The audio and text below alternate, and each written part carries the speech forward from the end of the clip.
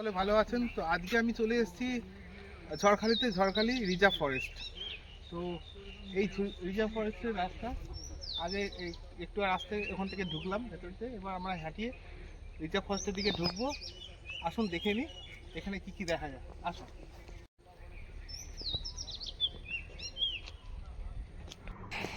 এন্ট্রান্সের মুখেই দেখা গেল একটা সাইনবোর্ড, সেখানে বেশ কিছু অ্যানিমেলসের ছবি দেওয়া ছিল। আর এই যে টাইলসের রাস্তা, আমরা এখন টিকিট কাউন্টারের দিকে এগিয়ে যাই। এখানে চতুর্দিকে ঘেরা, টিকিট কাটার দায়িত্ব কল্যাণ ভাইকে দেওয়া ছিল। টিকিটটা কেটে নিয়ে আমরা ফিরছি ভিডিওতে। অনেক আগে থেকে সেখানে পৌঁছে গিয়ে টিকিট কেটে রেখেছিলেন। আমরা ওর সঙ্গে মিলিত হয়ে একসঙ্গে এগিয়ে চললাম। ভিডিওটিতে বেশ কিছু জিনিস দেখা আছে। তো যেহেতু এটা রিজার্ভ ফরেস্ট ন্যাশনাল পার্ক, এখানে বেশ কিছু বন্য প্রাণী সংরক্ষণ করা আছে। আবার কিছু প্রাণী যেমন কুমির, এদের মাইগ্রেশন হয়, মানে এদের ওখানে এখন আমরা যাচ্ছি বাঘ দেখতে, সংরক্ষণ করা হয় বা রেস্কিউ করে ওখানেও রাখা হয়। বাঘের ক্ষেত্রেও সেরকম, বাঘ বেশ কিছু রেস্কিউ করে, আগে যে দুটি বাঘ ছিল তার মধ্যে একটি মারা গেছে, তারপরে পরবর্তীকালে আরও একটিকে আনা হয়েছে। ভিডিওটিতে বেশ কিছু বিবরণ দিতে পারতাম, কিন্তু বিবরণ দেওয়ার থেকে আমি মনে করলাম যে দৃশ্যগুলো আপনারা দেখলে এখানে বাঘ আর ভালো লাগবে, তাই আছে। আর বেশি কিছু না বলে ঝড়খালি রিজার্ভ ফরেস্ট এখানেতে আপনাদের দেখতে দিলাম। আপনারা দেখুন, এর ভেতরে বাঘ আছে আর কুমিরও কিছু আছে। ওইদিকে একটা কুমির দেখা যাচ্ছে, জলে নামছে।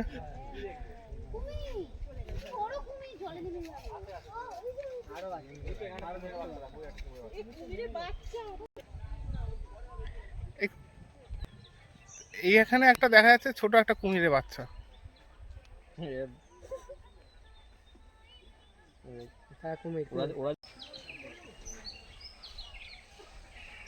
এটা কিন্তু অরিজিনাল বাচ্চা।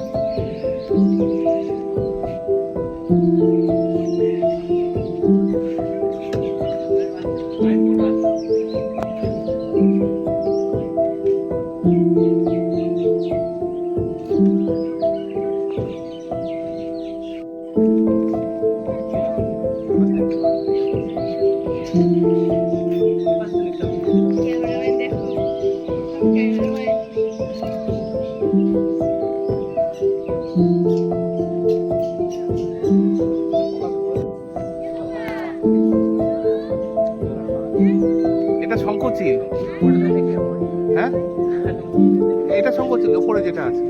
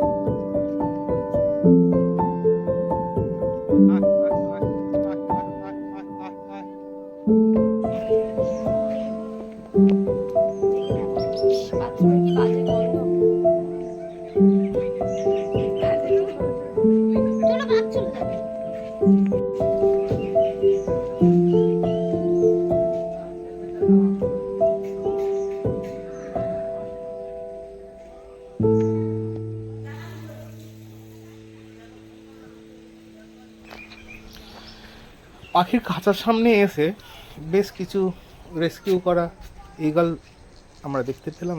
আর সত্যি কথা বলতে গিয়ে পাখিগুলো যে সুস্থ সবল ছিল তাও দেখে মনে হলো না। তাই বুঝলাম যে ম্যানগ্রোভ অঞ্চলে যদি কোনো রকম পাখি টাখি ঝড়ে বা কোনো রকম অ্যাক্সিডেন্টাল কারণে তাদের যদি রেস্কিউ করার পর এই স্থানেতেই রাখা হয়।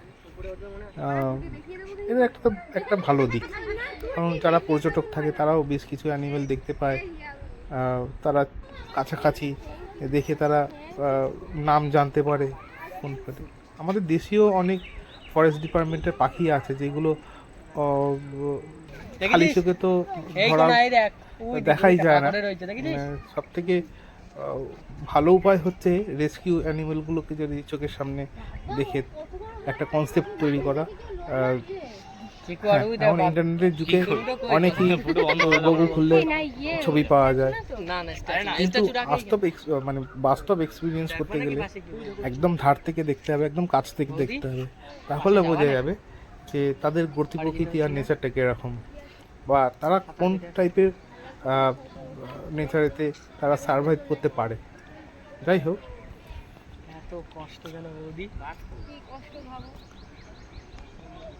এখন আপনারা জলের কাছে একদমই খাঁচার ধার থেকে একটি খাল আছে, খালের মধ্যে বেশ কিছু কুমির আমরা দেখেছিলাম, একদম খুব বড় ছিল, প্রায়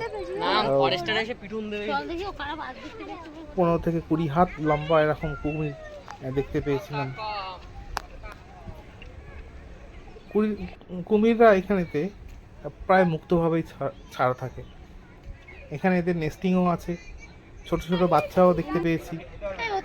যাই হোক, আর কিছুক্ষণ এগোবার পরে যখনই বাঘের ধারে আসলাম, দেখলাম একটি বাঘ খুব বেশি যে ইয়াং বা নবীন সেটা দেখে মনে হলো না, কারণ আমরা যে সময়তে ঢুকেছিলাম তখন 4টে বাজে, এই সময় বন্য প্রাণীদের খেতে দেওয়ার সময়। আপনারা কিছুক্ষণ পরে দেখতে পাবেন বাঘটি হয়তো এগিয়ে গিয়ে সিঁড়ির ওপরে উঠে একটি খাঁচার ধারে কাছে কিছু ঘোরাঘুরি করছে। অর্থাৎ এই সময়টি হলো তাদের খাবার সময়, ভোজনের সময়। আর খাঁচার বাইরে থেকে দেখুন বাঘটি কিন্তু উঠে যাচ্ছে, ও কিন্তু খুব টাইমটা কিন্তু জানে, বাঘ কিন্তু উঠে যাবে, গিয়ে কিন্তু যেখান থেকে ও খাবারটা পায় সেখানে কিন্তু যাবে, গিয়ে খাবার খেয়ে আবার ওদের থাকার স্থান কিন্তু আলাদা, তারা আবার সেই খাঁচাতে চলে যাবে। এইভাবেই এই রেস্কিউ করা প্রাণীগুলো এই পরিবেশে থেকে, খাঁচার মধ্যে থেকে নিজেদেরকে মানিয়ে নিয়েছে।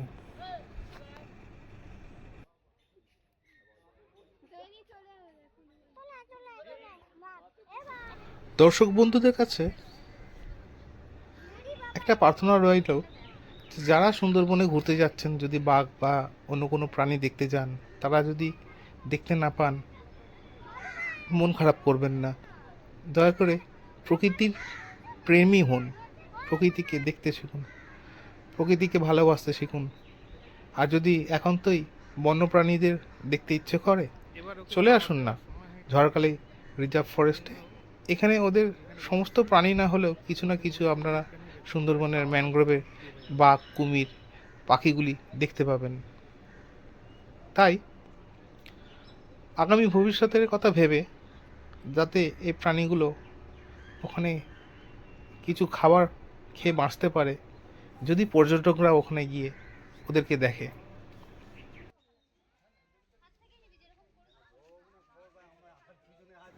আজকের প্রতিবেদনটা এখানেই শেষ রাখছি। আপনারা প্রাকৃতিক দৃশ্য আর ভিডিওটির শেষ অংশ অবধি দেখে থাকবেন, আপনাদের খুব ভালো লাগবে। যেতে যেতে একটা অনুরোধ করব, ভিডিওটি দেখে যদি আপনাদের ভালো লাগে, লাইক, শেয়ার, কমেন্ট করতে ভুলবেন না। আজকে এই পর্যন্তই রাখলাম, ফিরছি পরের পর্বটা খুব তাড়াতাড়ি। টাটা।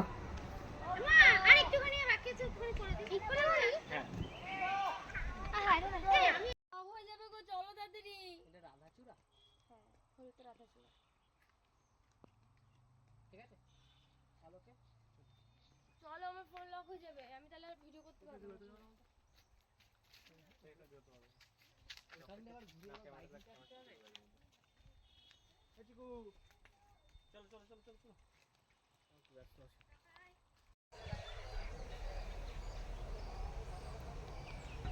ওর গর্ততে চলে যাচ্ছে।